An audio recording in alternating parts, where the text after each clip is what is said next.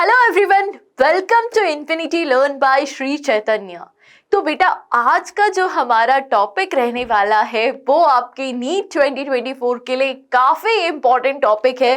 Because एक ऐसा topic है जिसमें काफ़ी सारे स्टूडेंट्स को अभी भी कंफ्यूजन है कि कैसे वो अपनी नीट 2024 की तैयारी करे, कहाँ से आपको तैयारी करनी है, क्या सिलेबस रहने वाला है। तो आज के सेशन में हम आपके साथ इन्हीं पॉइंट्स को आपके साथ डिस्कस करने वाले हैं ताकि आपके जो भी डाउट्स है रिलेटेड टू योर नीट 2024 वो सारे आपके क्लियर हो जाए, राइट। तो सबसे पहला जो हमारा क्वेश्चन आता है वो क्या है कि हमें क्या फॉलो करना है, हमें हमारी नीट 2024 की तैयारी के लिए क्या पढ़ना है, क्या चीज हमें फॉलो करनी है। तो सबसे पहले बेटा अगर हम यहाँ पे बात करें तो आपका सीक्वेंस क्या होना चाहिए। सबसे पहले आपको क्या पढ़ना है बेटा, आपकी जो एनसीईआरटी बुक है सबसे पहले आपको उस एनसीईआरटी का सिलेबस कंप्लीट करना है जो आपकी न्यू एनसीईआरटी है, राइट। अगर हम यहाँ पे बात करें आपकी न्यू एनसीईआरटी का, क्योंकि हम सबको पता है अभी क्या हो गया है, कुछ आपके एनसीईआरटी में चेंजेस आए हैं। तो सबसे पहले आपको किसको फॉलो करना है, अपनी न्यू एनसीईआरटी को फॉलो करना है। आपको एनसीईआरटी की एक एक लाइन बिल्कुल ऐसे याद होनी चाहिए, आपको समझ में आनी चाहिए ताकि वहां से कैसा भी क्वेश्चन बन पाए आप उसको इजीली सॉल्व कर सको। जब आपने न्यू एनसीईआरटी अपनी सॉल्व कर दी, इसके बाद आपको कौन सा सिलेबस पढ़ना है, आपको अपनी जो एनएमसी का अपडेट आया है related to your NEET exam, इस एनएमसी सिलेबस को आपको रीड करना है। इसमें जितने आपके एक्स्ट्रा पॉइंट है वो आपको कवर करने हैं। बिकॉज बेटा एनएमसी ने कुछ आपके एक्स्ट्रा पॉइंट को ऐड ऑन किया है जो आपकी न्यू एनसीईआरटी में नहीं है, तो आपको उनको भी फॉलो करना है। पहले क्या था, हमें ये भी कंफ्यूजन था कि यार एनएमसी ने ये अपडेट दिया है, मे बी एनटीए कोई और सिलेबस दे। बट बेटा अब ये हम सबको पता चल गया है, ये आपने एनटीए की साइट में भी देखा होगा, हमने आपको बताया भी था कि आपने एनटीए ने भी क्या किया है, सेम सिलेबस को ही फॉलो किया है। उनकी साइट में जो नीट के लिए सिलेबस है वो सेम है जो आपका एनएमसी ने अपडेट किया था, राइट। तो सबसे पहले आपको न्यू एनसीईआरटी को कवर करना है। उसके बाद जब आपकी न्यू एनसीईआरटी कवर हो जाए तो एनएमसी ने जो आपके नए जो टॉपिक्स है जो उन्होंने ऐड किए हैं आपको उनको कवर करना है। ये तो रहा आपका सबसे पहला पॉइंट। अब अगर हम नेक्स्ट क्वेश्चन की बात करें तो ना कुछ स्टूडेंट के क्वेश्चंस आते हैं कि कौन कौन से टॉपिक्स डिलीट हो गए हैं, कौन कौन से चैप्टर्स आपके डिलीट हो गए हैं, किस चैप्टर का क्या वेटेज रहेगा, राइट। हमें किस तरीके से हमारी एनसीईआरटी को पढ़ना है, नीट में किस तरीके के क्वेश्चंस आ सकते हैं। ये ना हमारे दिमाग में बहुत सारे क्वेश्चंस ऐसे बैठे हुए हैं कि यार हमारा क्या सिलेबस रहने वाला है, किस तरीके के टॉपिक्स होंगे, राइट। अभी तक बेटा आपने पढ़ा होगा कि पहले कितने आपके टोटल चैप्टर्स थे, टोटल आपके 38 चैप्टर्स थे अगर आप 11th एंड 12th का मिलाओ। लेकिन अब आपके वो डिलीट होके कितने हो गए, केवल 32 चैप्टर्स हो गए। तो यहाँ पे एक तो हम शांति की सांस ले सकते हैं ना, एक हमें थोड़ा पीसफुल हो सकता है कि यार केवल अब 32 चैप्टर्स है। बस उन 32 चैप्टर में आपके कुछ कुछ टॉपिक ऐड हुए हैं और कुछ टॉपिक डिलीट भी हुए हैं। तो अभी बेटा अगर हम कंटेंट की बात करें तो वो तो आपका काम हो गया है। बट अगर आप इससे क्वेश्चन फ्रेमिंग की बात करो तो अब यहाँ से आपका क्वेश्चन फ्रेम किसी भी तरीके का हो सकता है, क्योंकि आपके जब चैप्टर डिलीट किए हैं तो ऑब्वियस सी चीज है अब आपके पास एजर्शन रीजन क्वेश्चन, जो अभी न्यू नीट का पैटर्न चल ही रहा था, एजर्शन रीजन क्वेश्चन है, आपका स्टेटमेंट वाइज क्वेश्चन है, ऑब्जेक्टिव टाइप क्वेश्चन है, marks the column type question है। अब आपको वैरायटी ऑफ क्वेश्चंस मिल सकते हैं। तो इसीलिए हमने बोला है एनसीईआरटी को बिल्कुल अच्छे से पढ़ना है। जो बोलते हैं ना कि घोल के पी जाना है ना, कि एनसीईआरटी को बस घोल के पी जाओ, अब ये चीज आपको फॉलो करनी है, राइट। अब अगर हम अपनी रैशनलाइज सिलेबस की बात करें, रैशनलाइज सिलेबस हम सबको पता होगा कि आपका क्या किया बेटा, जो आपकी न्यू एनसीईआरटी है, राइट। अगर आप अपनी न्यू एनसीईआरटी की बात करो तो न्यू एनसीईआरटी ने क्या किया, आपके टॉपिक्स को डिलीट कर दिया है ना। इसने क्या किया, आपके टॉपिक्स एज वेल एज कुछ चैप्टर इसने क्या कर दिए, आपके डिलीट कर दिए। तो हमने आपको बोला कि आपको केवल क्या पढ़नी है, न्यू एनसीईआरटी फॉलो करनी है। आपको सबसे इंपॉर्टेंट अभी क्या है, न्यू एनसीईआरटी को पढ़ना इंपॉर्टेंट है। बिकॉज मैक्सिमम आपकी सिमिलैरिटी है between new NCERT and the NMC syllabus.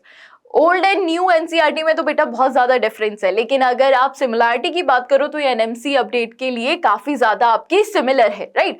तो आपको क्या करना है, आपका जो रेशनलाइज सिलेबस है, जो आपके टॉपिक्स डिलीट हो गए हैं, जो आपके चैप्टर्स डिलीट हो गए हैं, बेटा उसको वापस से मत पढ़ो, उसको ओल्ड एनसीईआरटी से मत पढ़ो, कोई फायदा नहीं अब उनको पढ़ने का, है ना। आपको बेसिकली क्या करना है, जो चैप्टर्स एंड टॉपिक्स आपकी न्यू एनसीईआरटी में है वो आपको कंप्लीटली गो थ्रू कर देने, राइट। अब ये कौन कौन से चैप्टर्स है, अगर हम बात करें बेटा आपकी क्लास 11 की, तो जो आपकी फर्स्ट यूनिट है diversity in the living world, right. तो इसमें जो आपका पहला चैप्टर है द लिविंग वर्ल्ड, इसमें आपने देखा होगा काफी सारे टॉपिक आपके डिलीट हुए हैं, जैसे आपका जो हर्बेरियम है, म्यूजियम है, जो आपके टेक्सोनॉमिकल एड्स थे वो यहाँ से आपका डिलीट हो गए, राइट। अपार्ट फ्रॉम दिस अगर सेकंड की बात करें तो वो आपका एज इट इज है, बायोलॉजिकल क्लासिफिकेशन में एज सच आपका कोई चेंजेस नहीं है। प्लांट किंगडम में जो आपके एंजियोस्पर्म है उनके फीचर्स डिलीट हो गए। एनिमल किंगडम चैप्टर आपका एज इट इज है, इसमें आपका कोई भी डिफरेंस नहीं आया है। इसके बाद अगर हम बात करें जो आपकी सेकेंड यूनिट है that is the structural organisation in plant and animal, तो मॉर्फोलॉजी में आपके पास क्या ऐड हो गया, फैमिलीज ऐड हो गई। यहाँ पे आपके पास 5 फैमिलीज का ऐड ऑन हो गया, राइट, जो आपके एनसीईआरटी में मेंशन नहीं है, एनएमसी में ये आपका अपडेट हो रखा है। एनाटॉमी आपका एज इट इज है, यहाँ पे एक सेकेंडरी ग्रोथ पॉइंट आपका वापस से ऐड हुआ है। स्ट्रक्चरल ऑर्गेनाइजेशन इन एनिमल, ऐसा चैप्टर जिसमें हम सबको ना बहुत ज्यादा कंफ्यूजन था। आपकी जो न्यू एनसीईआरटी है उसने केवल फ्रॉग दिया है, राइट, न्यू एनसीईआरटी में केवल फ्रॉग है, बट एनएमसी के अपडेट के अकॉर्डिंग इसमें क्या प्रेजेंट है बेटा, आपका यहाँ पे एनिमल टिश्यू भी है, ये वाला टॉपिक भी आपका एडेड है, एज वेल एज आपका फ्रॉग भी एडेड है, एंड आपका जो कॉकरोच है उसकी एनाटॉमी भी आपकी एडेड है। तो यहाँ पे थोड़ा सा ये आपका एनसीईआरटी, जो न्यू एनसीईआरटी और एनएमसी है, यहाँ पे थोड़े से चेंजेस आपके पास आए हैं, राइट। इसके अलावा अगर हम बात करें जो आपकी थर्ड यूनिट है, ये आपकी एज इट इज है, इसमें कोई छेड़छाड़ नहीं की गई। आपका सेल वाला chapter, cell cycle, cell division, biomolecule, ये आपके एज इट इज ही प्रेजेंट है, राइट। इसके अलावा अगर हम प्लांट फिजियो की बात करें तो पहले प्लांट फिजियो में 5 चैप्टर्स होते थे। पहले आपके पास क्या होता था, ट्रांसपोर्ट इन प्लांट्स था, मिनरल न्यूट्रिशन था, बट वो आपका न्यू एनसीईआरटी ने भी हटा दिया, एज वेल एज आपका एनएमसी ने भी उनको रिमूव कर दिया। अब आपके पास केवल 3 टॉपिक है, photosynthesis, respiration and plant growth and development. ये दोनों चैप्टर तो बेटा एज इट इज रहे। प्लांट ग्रोथ एंड डेवलपमेंट से उन्होंने किसको रिमूव कर दिया, वनरलाइजेशन, फोटो पीरियोडिज्म, ये आपका रिमूव कर दिया गया, राइट। नाउ अगर हम 5th यूनिट पे आए जो बहुत ज्यादा स्कोरिंग है फॉर योर नीट एग्जामिनेशन, तो यहाँ पे आपका जो फर्स्ट चैप्टर था digestion and absorption completely remove कर दिया गया।